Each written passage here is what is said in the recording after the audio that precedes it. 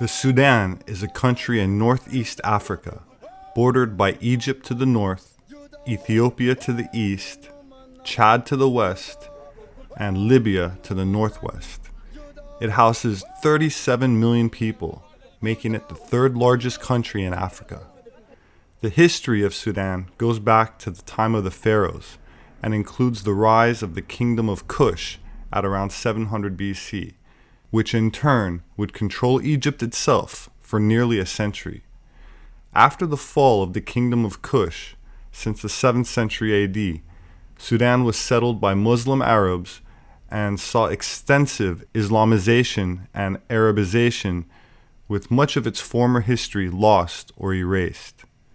The ancient Kush capital was called Meroe in Sudan, given the name by the Aryan king of Persia, Cambyses, son of Cyrus the Great, in honor of his sister who was called by that name.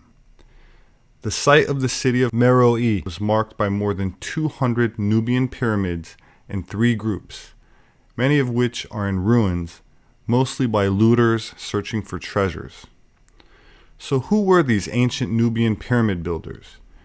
Did you notice how I said ancient Nubian as opposed to any modern population one finds there today? The same way that we have Aryan-built pyramids in China, built by the 6-foot, 6-inch tall blonde Aryan mummies found near them that predate the arrival of East Asians to the area, places like the Kingdom of Kush or even Ethiopia were established and ruled by an Aryan or Caucasian race of people in antiquity. Now, when I say Aryan, people often think of India, which was also established by Aryans millennia ago, but they fled to places like the New World, becoming some of what we call Native Americans, evident by the swastikas and Caucasoid mummies one finds littered all over, now hidden and covered up by organizations like the Smithsonian Institute, but I'll leave that for another video. I can assure you that Christopher Columbus did not get lost and think he landed in India. When they called Native American Indians, they knew who they were.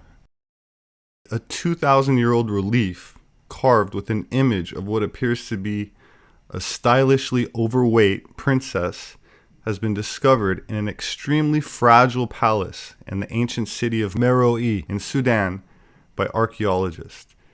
It wasn't unusual for queens, sometimes referred to as Candaces, to rule facing down the armies of an expanding Rome. The sandstone relief shows a woman smiling, her hair carefully dressed, and an earring on her left ear. She appears to have a second chin and a bit of fat on her neck, something considered stylish at the time among royal women from Kush. Researchers don't know the identity of the woman being depicted, but based on the artistic style, the relief appears to date back around 2,000 years and shows someone royal, very similar to other images of princesses, but could also have been a queen. Royal women in Kush prefer to be depicted overweight, possibly representing fertility and maternity, but in actuality is still largely considered a mystery.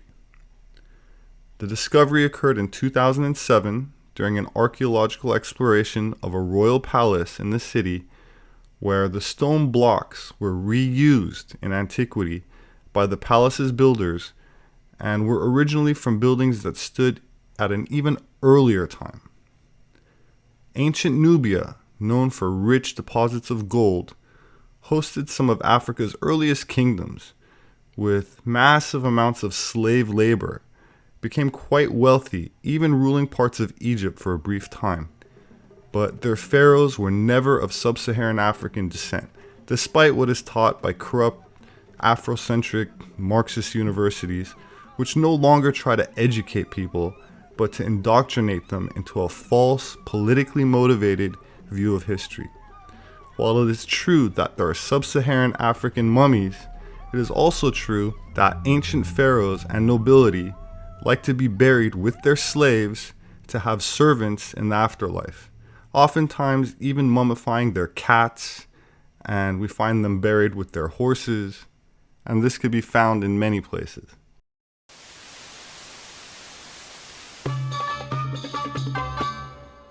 Every year, the world produces some 500 million tons of iron. The history of this metal goes back thousands of years. Several ancient civilizations learned to manufacture iron, including the Hittites, whose empire thrived in what is now Turkey in around 1600 to 1200 BC. Later, the Assyrians used iron weapons during their invasion of Egypt in the 7th century BC. In the 4th century BC, the manufacture and trade of iron led to the rise of another empire, Kush, which became a powerful trading center located near the modern-day border of Egypt and Sudan in northeast Africa. Much of Kush bordered the Sahara, but the city of Meroe, in the southern part of the country, was dotted with trees. The people of Kush used this timber to fire the furnaces they used to produce iron. In addition, Meroe had a rich supply of iron ore, the mineral from which iron is made.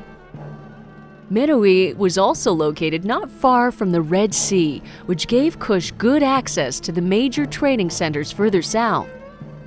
In addition to iron, the people of Kush traded gold, jewelry, pottery, and ivory. But just as iron had an impact on the rise of Kush, it also had an effect on its fall. Meroe's economy began to suffer during the 4th century AD. One reason for the decline may have been the loss of forests in Nubia, where trees were harvested to fuel the iron industry. In about AD 350, the neighboring kingdom of Aksum invaded Kush, and the Kush Empire fell. Today, Kush is largely forgotten, but the metal that helped build the empire is still important in all our lives today.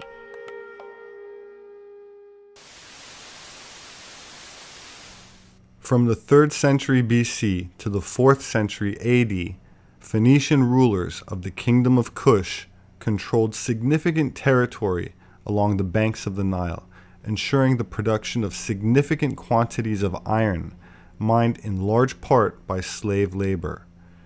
The Phoenicians also mined copper in Cyprus, as well as tin in Great Britain, and even mined the best copper in Michigan, USA, which is uniquely mixed with silver, but that will come in a future presentation.